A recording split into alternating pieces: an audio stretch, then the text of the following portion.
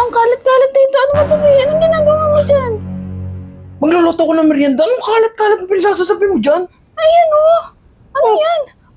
Bakit naman yung lamesa? Ang dumi-dumi. Eh, ganun talaga. Nag-gano ko ng harina eh. Gumawa ako ng pizza crust. O, ayan o. Magluluto ako ng pizza pang merienda natin. O, homemade ha, homemade. Version ko yan ha, version ko. Baka na naman. Wow. Sariling gawa ko yan. Hindi yan katulad ng mga nabibili mo. Kaya pala ang kalat-kalat dyan. Kala ko kung ano yan eh. Crust pizza pala yan. Oo, gagawa ko. Ito, Hawaiian lang naman yung gagawin ko. Ano Ham yan? lang, tsaka pineapple. oo. Wow. Wala mong gagalit niyan. Naglalagay ng pineapple sa pizza. Naisipan. Siyempre. Wala tayo. Nakikrave ako sa ano. Eh, wala naman tayong oven. Ano yun?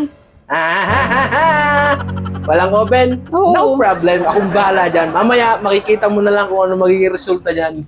Ayos kayo. Ako na, kala ko anong ginagawa ko kasi wala naman tayong oven. Tapos, pizza pala yung gagawin mo. Wala Galing kailangan natin gawa ng paraan para makakain tayo. Wala tayong mabili ng pizza dito, di ba? Oo. Hindi gumawa na lang ng sarili. Meron, pero syempre medyo pricey. Pricey na pizza ngayon eh. Tsaka medyo malayo-layo. Ay, gagawa na lang. Tapos, okay pa yun. Mas masarap pa yun sigurado gagawin ko. Bakit may uling sa ibabaw? Ha? Bakit may uling sa ibabaw? Anong uling sa ibabaw? Ayan o, yung gawa mo. Yan ang purpose niyan para maging style oven siya. Tapos Diba? nasa loob. Ito yung galis nga, yun Oh. yung kawali. Di ba? Wala kasi tayong oven. So, ang ginawa ko, ganito na lang. Di ba? Kung iisip mo kung ano nangyayari pag nagluluto ng bibingka, Oo. ganyan yon, di ba? May apoy sa ilalim, merong apoy sa ibabaw. Ayos Oo. ganyan pala. Tapos, siyempre, maluluto yan. Yung init kasi niya nandun lang sa loob, hindi lalabas yan. So, maluluto yan. Mamaya, tingnan mo pagkatapos. Kung ano Galing ng invention mo Siyempre, kapag gusto mong magluto at wala kang gamit, mag-isip ka ng paraan kung paano mo lulutuin. Ganun lang yon. Ano to? Sunog na! Durug-durug pa! Ano yan? Hindi kasi kanina, sobrang lakas ng apoy doon sa kalan, sa uling.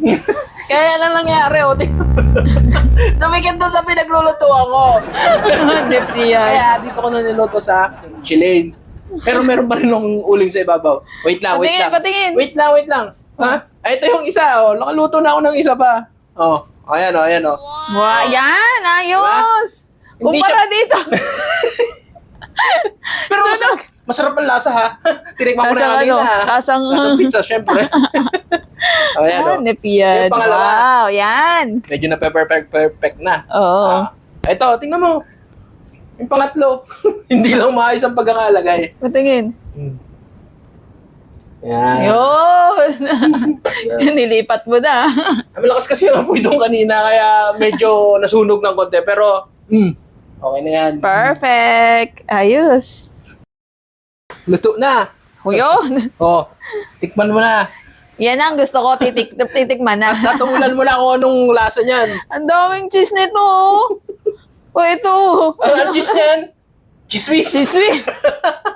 Kala ko chismis. Tikman mo kung anong lasa. Hindi ko tuloy alam kung saan ako titikim. Ito, may hiwa na. Ito. Awak eh.